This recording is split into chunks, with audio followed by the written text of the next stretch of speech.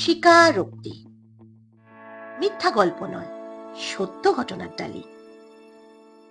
নমস্কার, আমি দেবী।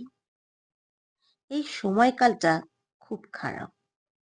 আমাদের প্রতিবেশী দেশকেই দেখুন, আগুন জ্বলছে। মানুষের মধ্যে সহনশীলতা বড্ড কমে এসেছে। কত তাজা প্রাণ অনায়াসে বলি হয়ে যাচ্ছে। এ বড়ই দুর্দিন। এই সমস্ত ঘটনা যে কোনো সহানুভূতিশীল মানুষের মনে বিরূপ প্রতিক্রিয়া তৈরি করবে। আমি একজন সাধারণ মানুষ হিসাবে শুধু ঈশ্বরের কাছে এই প্রার্থনাই করব, মানুষকে আরো একটু সহানুভূতিশীল ও মনুষ্যত্ব যেন তিনি দান করেন।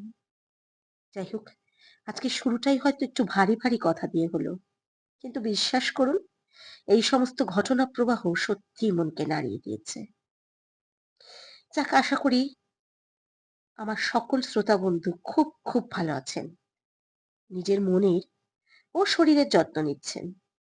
দেখতে দেখতে আজ আমরা চলে এসেছি 10 নম্বর এপিসোডে। আরো এগিয়ে যাওয়ার জন্য আপনাদের ভালোবাসা কিন্তু আমাদের প্রয়োজন। আজকে যিনি ঘটনা পাঠিয়েছেন, তিনি একজন অর্ধনারীশ্বর।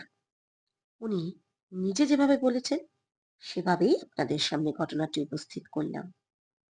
প্রিয় দেবী, আমি শিখা। আমাকে সবাই শিখা মা বলেই চেনে। আমি সুদূর মহারাষ্ট্র থেকে আজ তোমায় এই ঘটনাটি জানাচ্ছি। আমার আসল নাম শেখর ভট্টাচার্য। আমি পূর্ব মেদিনীপুরের বাসিন্দা। সঙ্গত কারণেই জায়গাটির নাম উল্লেখ করলাম না। ছোটবেলা থেকে বুঝতাম আমি আর সাধারণ বাচ্চাদের মতন নই। বাড়িতেও মা ছাড়া অন্য সদস্যরা আমায় কেমন যেন তাচ্ছিল্যের চোখে দেখত। খুব ভালো নাচতাম আমি। মা পরিবারের সব সদস্যদের সাথে প্রায় অশান্তি করেই আমায় নাচে ভর্তি করেন। ভারতনাট্যমে আমি ফিফথ ইয়ার দিই। পরবর্তীকালেও নাচে আমি এমএ করি। এবারে শুরু হয় আসল ঘটনা। জন্মসূত্রেই আমি হিজড়া বা ট্রান্সজেন্ডার ছিলাম না।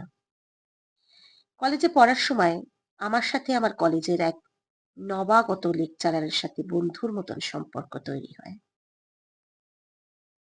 উনি আমাকে নানা বিষয়ে, নানা ঘটনা নিয়ে প্রচুর গল্প বলতেন। ধীরে ধীরে সম্পর্কটা প্রেমে মোড় নেয়। আমি ওনার ফ্ল্যাটেও যেতাম, কিন্তু এই ঘটনা অন্য কাউকে বলিনি। তবে মায়ের মন, জানি না কিভাবে, সব বুঝতে পারলেন। বারবার করে মা বারণ করলেন যাতে আমি এই সম্পর্ক থেকে বেরিয়ে আসি। কিন্তু ততদিনে আমি ওই লেকচারারের সাথে গভীরভাবে মানসিক সম্পর্কে জড়িয়ে গেছি। আমায় উনি দীঘা নিয়ে যান। সেখানে গিয়ে দেখি ওনার প্রায় 5-6 জন বন্ধু উপস্থিত। আমি ছাড়া সেখানে সবাই ট্রেন করে। এরপর আমাকে বলপূর্বক সবাই ধর্ষণ করে। আমার উপরে এত অত্যাচার করা হয় যে আমি জ্ঞান হারাই। যখন জ্ঞান ফিরে আসে, আমি দেখি বিপ্রস্ত হয়ে আমি হাইওয়েতে পড়ে। কিছু সহৃদয় মানুষ আমাকে হাসপাতালে পৌঁছে দেয়। আমার পরিবারের লোক এই ঘটনা জেনে আমাকে একবারও দেখতে আসে না। উপরন্তু হাসপাতাল থেকে বাড়ি গেলে আমায় দূর করে তাড়িয়ে দেয় আমার পরিবার। আমি চুপ করে দেখি।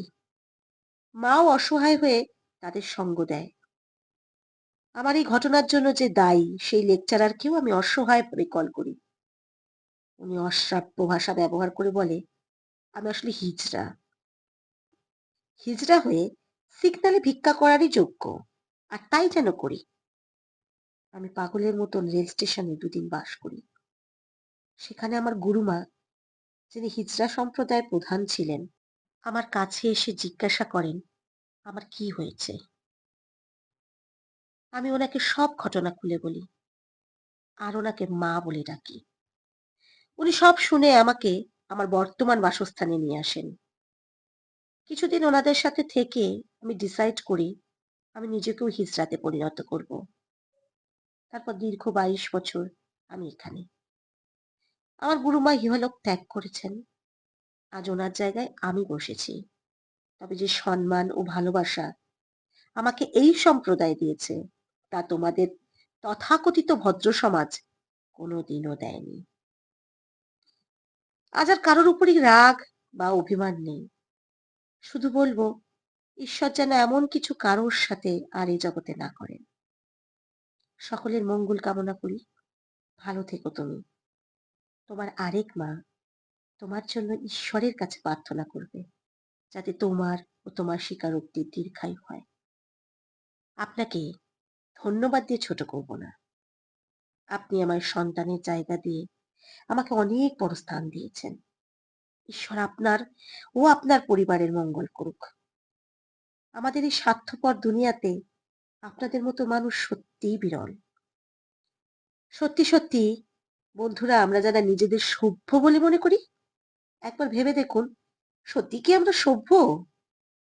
যারা আমার ওই মায়ের চোখের জলের কারণ, তারা কি নিজেদের মানুষ বলে পরিচয় দিতে পারেন? এই প্রশ্নটা আমি আপনাদের উদ্দেশ্যেই ছাড়লাম। আপনারা নিজেদের বুদ্ধি ও বিবেচনা দিয়ে বিচার করে আমায় কমেন্ট করে জানান। ভালো লাগলে শেয়ার ও লাইক করুন।